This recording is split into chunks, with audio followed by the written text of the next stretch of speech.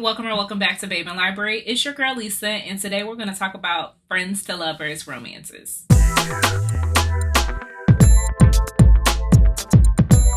Now, if you are like me, I at one point thought that enemies to lovers was the superior trope. Like, you couldn't tell me it wasn't the best trope out there. However, I am starting to see the error in my ways and realize that friends to lovers is where it's at. Do not sleep on it. Enemies to lovers is good, but when friends to lovers is done right, baby, it's gold. And the reason why I say that, just listen to me, hear me out. So friends to lovers is pretty damn good because you've got somebody that has seen you and loves you through the ups and the downs.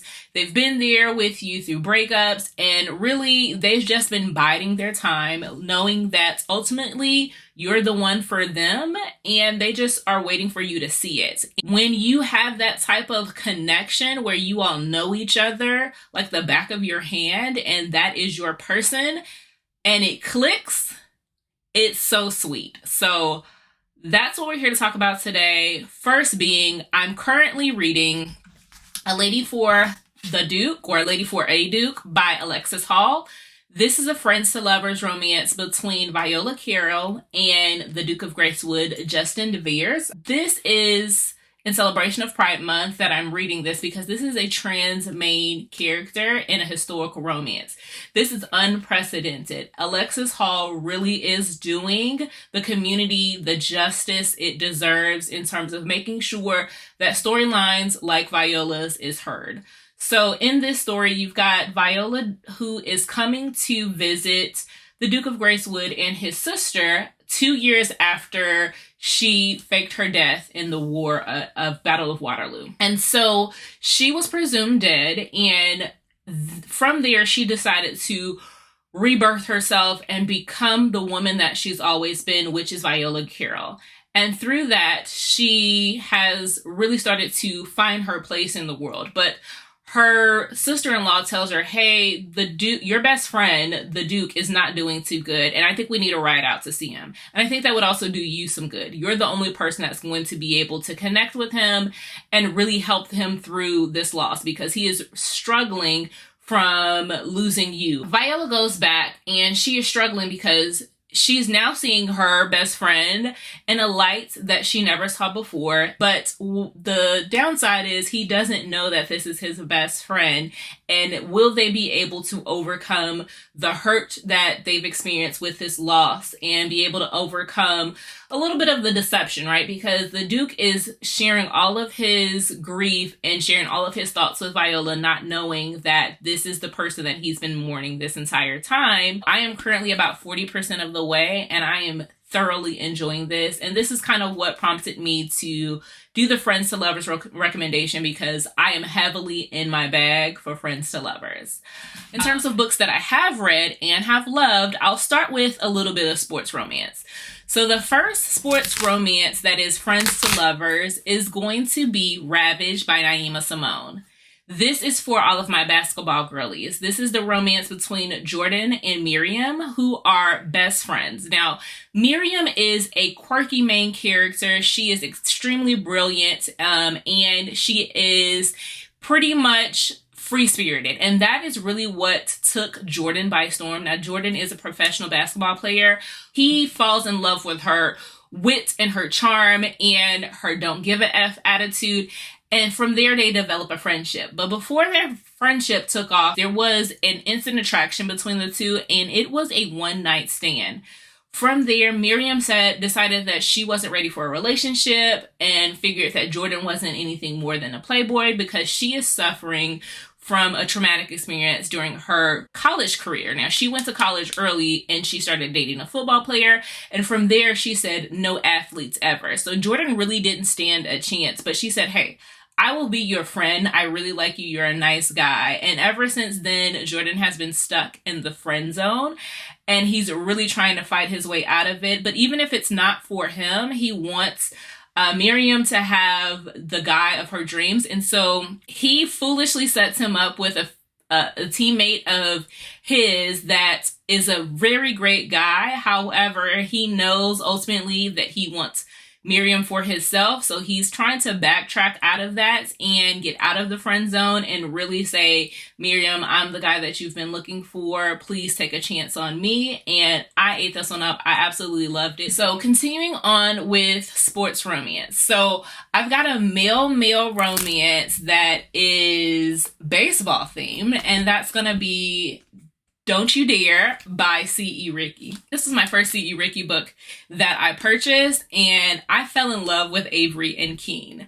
Now, Avery and Keen have been best friends since high school. They've always been playing pranks on each other. Now they're in college, and they're taking the pranks even further. They are at a frat party when they decide to play Truth or Dare, or the game Don't You Dare, rather, where everything is about upping the ante until one point, Avery says, hey, I'm interested in men and I need someone to be my training wheels. And he decides to get Keen on board, and he's like, hey, can you just do me this favor? And from there, the dares get even spicier, and Avery and Keen really decide to make a pact to say, hey, if you want to experiment and determine your sexuality, I don't want you out there doing it recklessly. Let me be the person that you try it out with. I double dog dare you. If you can handle it, I can handle it.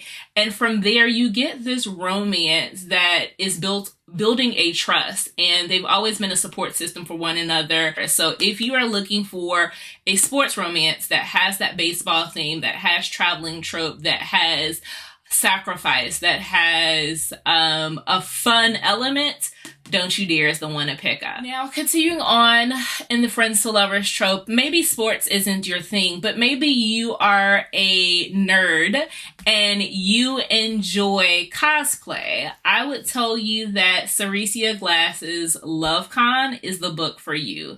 This is between Kenya and Cameron. Now, Kenya is a plus size, full figure Black woman who is breaking the mold, and she's creating these amazing cosplay costumes that she is hoping to take the big stage and win a prize on television. Part of the competition is that there is a couples competition, and for the last leg of the competition, she does not have a partner or a spouse.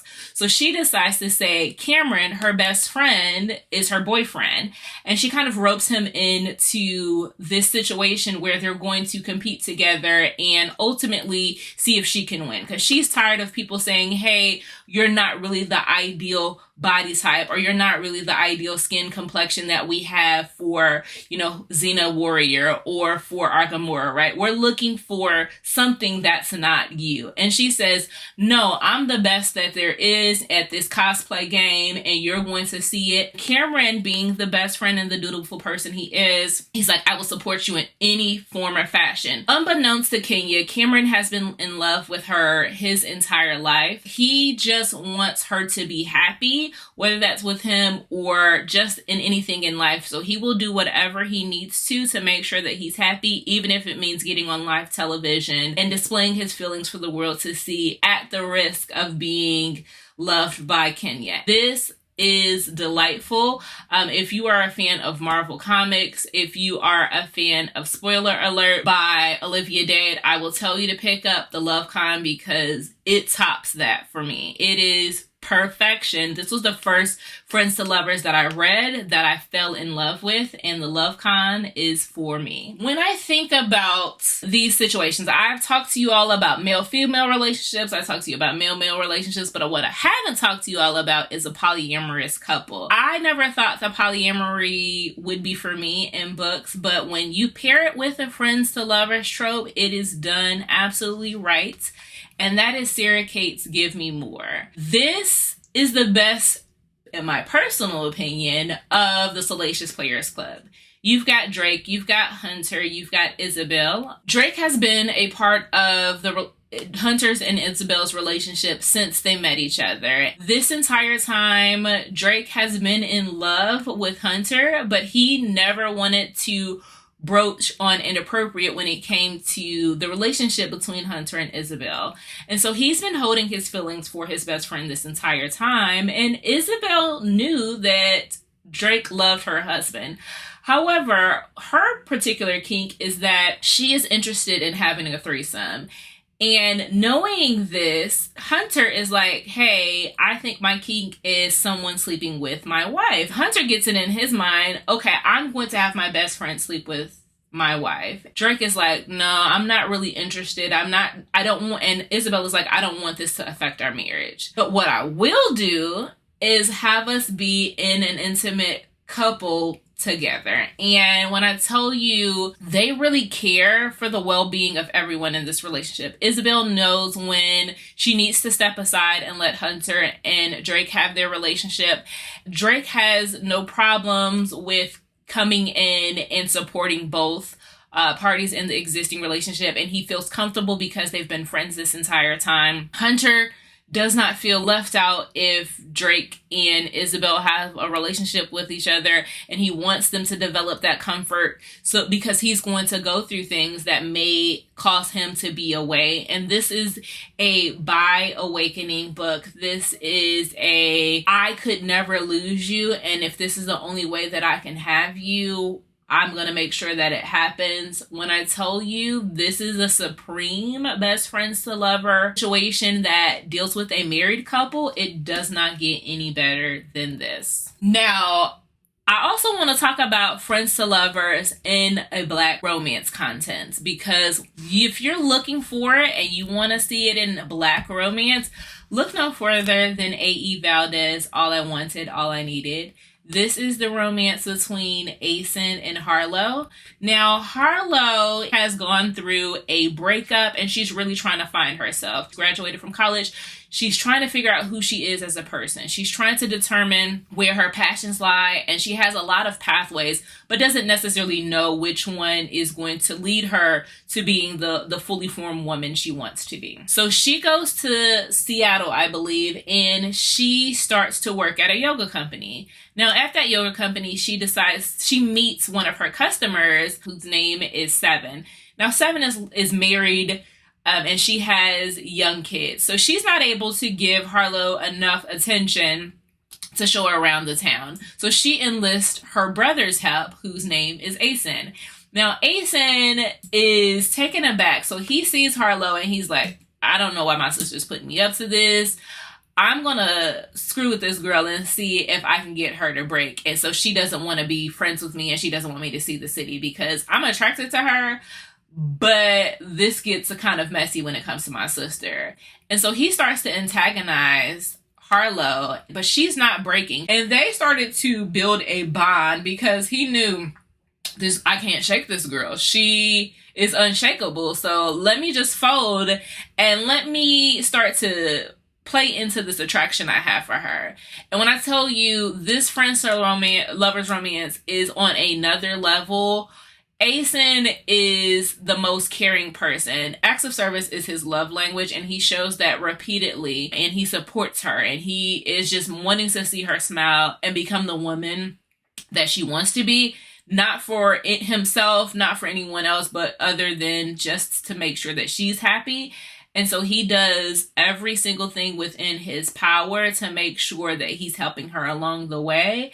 And this is what it means to develop a friendship before jumping into relationships. One of the last books that I have is one that the girlies don't like as much as I like. Now, everybody goes on and on and on about Tessa Bailey's It Happened One Summer. I get it. It's good. It's spicy, but some of the wording that they used was very cringe for me. And so I was like, okay, I'm going to give Hook, Line, and Sinker a shot because I love Friends to Lovers. And she did not miss with this one. Like, to me, in my opinion, I liked this one just a tad bit more. Now, It Happened One Summer was good. Don't get it twisted. I enjoyed it. However, I like the connection between Hannah and Fox. Fox is seen as this playboy, right? And I think that's where people get it misconstrued. Everyone's seen the spiciness and the intimate scenes between Brennan and Piper and was like, oh, I expect that from this, especially because Fox is seen as the ladies' man. But what Tessa decided to do is to play on the idea that while he is seen as the ladies' man, Fox is so much more than that. And it really starts to build in that credit. And Hannah is usually seen as your sweet girl next door, little sis who is pure and innocent. Everyone is trying to figure out how they can have a relationship with one another. How can they be friends when he is a whoremonger? But what Hannah goes to discover is that Fox is not who the people make him out to be, and she really tries to bring out the best in him, establish a relationship with him, and try to be his friend and help him cope with a lot of the different trauma that he has, that he's built up over a course of time. And if you go in with a mindset of understanding that their friendship takes precedent before anything else, and that they build to have a relationship, you will appreciate this so much more. And I'm telling you, this right here is what Friends to Lovers is about. And it's not just about reading for smut or reading for spice. It is about reading for a connection. And Hannah and Fox definitely have that connection. Now, I know I just talked about all of the sweet and soft and connections, but there are times where you can also have a damn good time in the bedroom with your friend, and that is the case with Marley Valentine's Ache. This is a male-male relationship that has a cheating trope attached to it. So be mindful that while they are best friends, this is a little taboo in the fact that one of the characters is engaged to be married. So this is the story of Jordan and Gael. Gael is on his way to be married, but Jordan has been loving him all the days of his life. And Jordan says, hey, this is our last rodeo before you get hitched. I'm going to lay all of my cards out on the table. Let's go to Vegas for your bachelor party and let me show you a good time and see if the spark is still there. Well, spoiler alert, the spark is definitely still there. It has never left. Gael felt like Jordan didn't want to be with him. Jordan felt like he didn't want to risk the relationship. And so it's a little bit of a misinterpretation of something that happened in the past the last time they were in Vegas. If you are looking for something that has the good balance of that friendship, that soulmate aspect, but also it has some good steamy times and also has some taboo and interaction, Ache is for you. That being said, again, I really enjoy Friends to Lovers. If you can think of a Friends to Lovers book that you enjoy just as much, put it down in the chat. And do me a favor, leave me some sort of nautical, so whether that be an anchor or a boat, leave me something for the hook, line, and sinker, because I'd like to see this get as much love as it'll happen one summer. And I'll talk to you all next time. Bye.